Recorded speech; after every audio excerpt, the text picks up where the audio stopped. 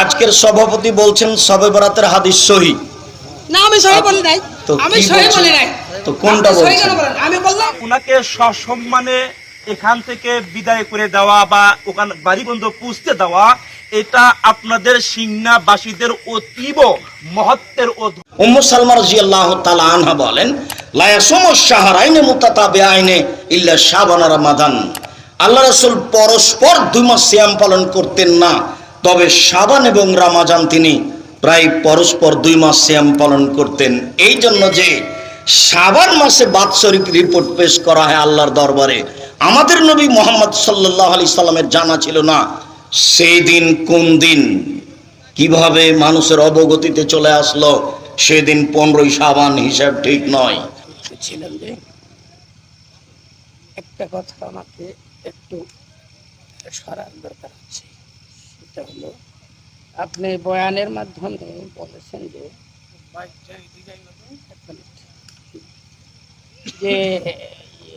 15ই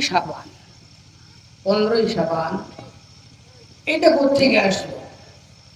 15ই শাবান শবে বরাতের যে ইবাদতটা করা হয়, এটা তো কোথাও, এটা কোথেকে আসলো? এটা ভুল।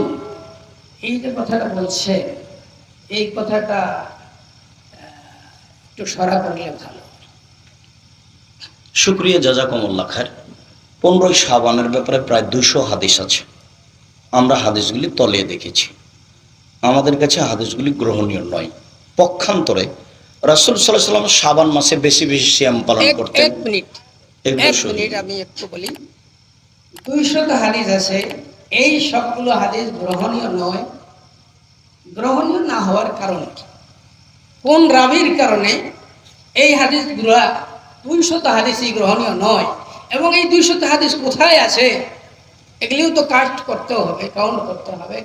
আবার তার সনদের মধ্যে কোন রাবির কারণে এই হাদিসগুলা পুরোপুরি 200 হাদিস গ্রহণীয় নয়, এইটা আমাদের বড় ভাবার বিষয়। আবার সারা বাংলাদেশে সারা মাদ্রাস সমস্ত জামিয়াত ধরতে গেলে যে সমস্ত তাহকিকের এদারা আছে, সেগুলির বড় বড় ওলামায়ে কেরাম, মুফতিয়ানে আযম, মুহাদ্দিসিনে কেরাম, তিনারা পালন করে আসছেন এবং সেটার উপরে ওনারা আমল পেরা হয়েছেন। আপনি বললেন এটা ঠিক না, কোথায় আসলে ভুল, এটা আমাদের বুঝতে কষ্ট হয়ে যাচ্ছে। সম্মানিত দিনী ভাই বোন, আমরা ওই সনদ তথ্য সময়ের ব্যাপার, সময় কোনোদিন হলে সেটা করা হবে। আজকের জন্য সনদের কথা বলা হয়েছে এই বিবরণ ঠিক নয়। পক্ষান্তরে যে আল্লাহ রাসূল বেশি বেশি সিয়াম পালন করতেন তার অনেক হাদিস। বেশি বেশি সিয়াম পালন করতেন, এটা পরবর্তী স্টেপে। প্রথম স্টেপের যে কথাটা আপনার, সেইটা আমি বলতেছি।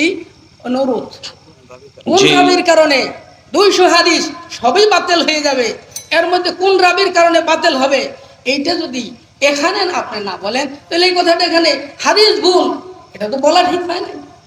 আচ্ছা, তো এটা তো লম্বা কথা, হাদিসগুলোকে সামনে নিয়ে আলোচনা আপনাদের সামনে করা হবে। ঠিক আছে, আমি একটু বলি, আপনি বললেন না, অথবা যে কোনো কারণে আপনি পাইলট করছেন।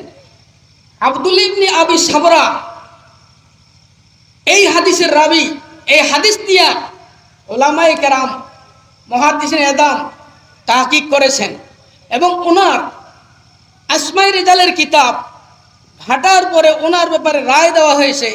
উনি এই হাদিসের রাবি, মাদারে হাদিস, যে সনদগুলো আসতেছে এর মধ্যে উনি হলেন মাদারে হাদিস, উনি জয়ীফ রাবি। এইটা আব্দুল্লাহ ইবনে আবি সাবরা, শবে বরাতের হাদিস, ইজা কানাত লাইলাতুম মিন নিসফি শাবান, যখন নাকি নিসফি শাবানের রাত্রি হয়, আল্লাহর হাবিব বলেছেন, কুমু লাইলাহা ওয়াসুমু নাহারাহা, তোমরা সেই রাত্রিতে জাগরণ করো আর দিনে রোজা রাখো। এই হাদিসটা আর যে রাবি আসে আব্দুল্লাহ ইবনে সাবরা, উনি হলেন এটা রাবি। তো উনি জয়ীফ হলে এই হাদিসটা কি হয়ে যাবে? অপচয় হয়ে যাবে। আর জয়ীফ ফজিলতের মধ্যে, ভাই আজকের সভাপতি বলছেন শবে বরাতের হাদিস সহি।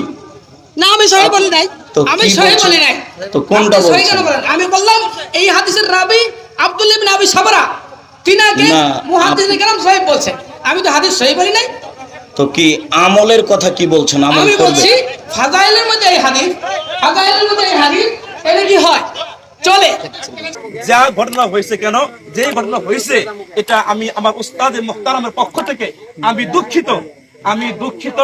আপনার কাছে, আপনাদের কাছে আমি করজোড়ে আবদার করতেছি যে আপনারা এটা নিয়ে আর বিশৃঙ্খল করবেন না।